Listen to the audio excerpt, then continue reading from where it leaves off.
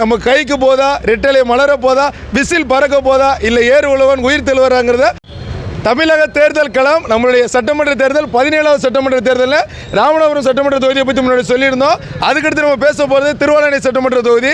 இந்த திருவாலனை சட்டமன்றத்தோட மொத்த வாக்காளர் அப்படின்னா 2,82,121 வாக்காளர்கள் இருக்காங்க. வந்து பார்த்தோன்னா கிட்டத்தட்ட ஒரு 4 வேட்பாளர் நிற்கிறாங்கன்னு சொல்ல முடியும். இந்த ஒரு திருவாலனைக்கு அடிப்படை தேவைகள் அப்படிங்கிறது ரொம்பவே தேவை. எங்கேருந்து ஆரம்பிக்குதுன்னா ராமநாதபுரம் பட்டணங்காத்தாலேருந்து ஆரம்பிச்சிருது. பட்டணங்காத்தாலேருந்து இந்த பக்கம் பார்த்தோன்னா பனைக்குளம், அலான்குளம், அதுக்கப்புறம் நம்மளுடைய சித்தார்கோட்டை ரூட் ஆரம்பித்து தொண்டி நாகப்பட்டினம் வரைக்குமே, தேவிப்பட்டினம் வரைக்குமே இந்த திருவாலனை தொகுதியில் தான் வரும். இந்த இடத்துல நேராக செய்ய வேண்டிய சுற்றுலாத்தலங்களுக்கு நிறைய வாய்ப்புகள் இருக்குன்னு சொல்கிறாங்க. நவாய் அருங்காட்சியகம் வந்து நம்மளுடைய பனைக்குளத்தில், அலங்குளத்தில் பண்ண முடியும். அதுக்கப்புறம் ஆதிரேசனர் கோயில், அதுக்கப்புறம் அருளானந்தர் கோயில், நவபாசன கடற்கரைன்னு ஏகப்பட்ட சுற்றுலா இடங்கள் அங்கே தான் இருக்குது. ஆனால் சுற்றுலாக்கு அது வரைக்கும் எந்த ஒரு வழிவகையுமே செய்யலை அப்படின்னு சொல்கிறாங்க. அதையும் தாண்டி குடிநீர் தட்டுப்பாடு அங்கே ஒரு பெரிய விஷயமாக இருக்குன்னு, இதுதான் அந்த தொகுதிக்கு மக்களுக்கு தீர்க்கப்பட வேண்டிய விஷயமாகவே இருக்குது. ஸோ இன்றைக்கி வேட்பாளர்கள் அப்படின்னு சொல்லி பார்த்துக்கிட்டோம்னா இதில் வந்து 4 வேட்பாளர்கள் முக்கியமாக நிறுத்தப்படுறாங்க. திமுக கூட்டணியில் கருமாணிக்கம் அவங்க காங்கிரஸ் கட்சி சார்பாக நிப்பாட்டுறாங்க. ஸோ இவங்களோட பின்புலம் அப்படின்னு சொன்னால் கிட்டத்தட்ட 10 முறை எம்எல்ஏ இருந்தது இவங்க குடும்பத்தில் இருந்து மட்டும்தான். 50 வருஷம் திருவாலனை தொகுதியை வந்து ஆட்சி செஞ்சுருக்காங்க. இவங்களோட அமைப்புகள் என்ன சொல்கிறாங்க அப்படின்னா, கருமாணிக்கம் நிற்கிறாரு, கை சின்னத்தில் ஓட்டு கேட்டாலே ஓட்டு விழுந்துடும் அப்படின்னு சொல்லி அந்தளவுக்கு சொல்கிறாங்க. ஸோ ஏற்கனவே அவர் வந்து சிட்டிங் எம்எல்ஏ இருந்தனாலையும், அவங்க அப்பா கே ராமசாமி அவர்களுக்கு வந்து ஒரு பலத்த செல்வாக்கு இருக்கிறனாலையும் அவருடைய வெற்றி வாய்ப்புகள் கிட்டத்தட்ட உறுதியாச்சு அப்படின்னு சொல்கிறாங்க.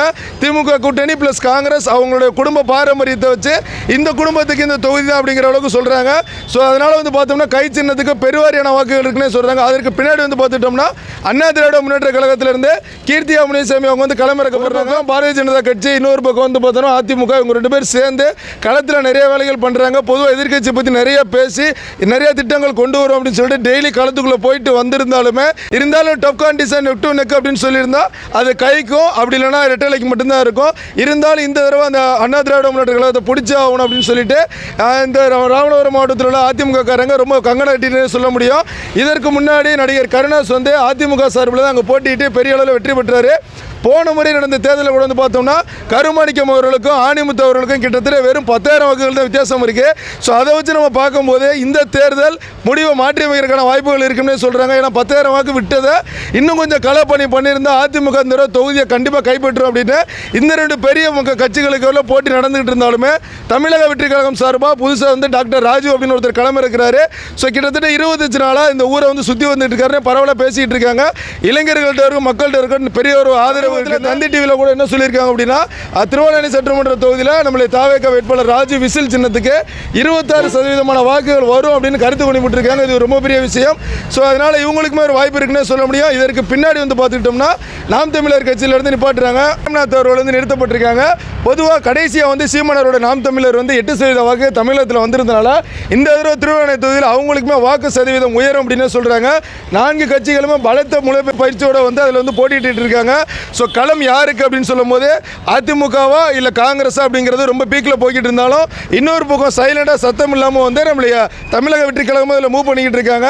ஸோ எந்த கட்சி வந்து ஆட்சிக்கு வந்தாலுமே திருவாலனை தொகுதியில் அடிப்படையாக வந்து பார்த்தீங்கன்னா ஒரு மருத்துவ வசதிகளை இப்போ கொஞ்சம் குறைவாக தான் இருக்குன்னு சொல்கிறாங்க. இந்த வசதிகள் எல்லாமே வந்து ராமநாதபுரத்தில் 4 சட்டமன்ற தொகுதியிலுமே அந்த ஒரு சட்டமன்ற தொகுதியும் பெரிய அளவில் வளர்ச்சி அடைங்கிறது நம்மளுடைய விருப்பம். 23ஆம் தொடங்குற இந்த ஒரு தேர்தல் மே 4 நம்மளுக்கு ரிசல்ட் தெரியும். திருவாலனை நம்ம கைக்கு போதா, ரெட்டலை மலர போதா, விசில் பறக்க போதா, இல்லை ஏறு உழவன் உயிர் தெழுவராங்கிறத பொறுத்திருந்து பார்ப்போம்.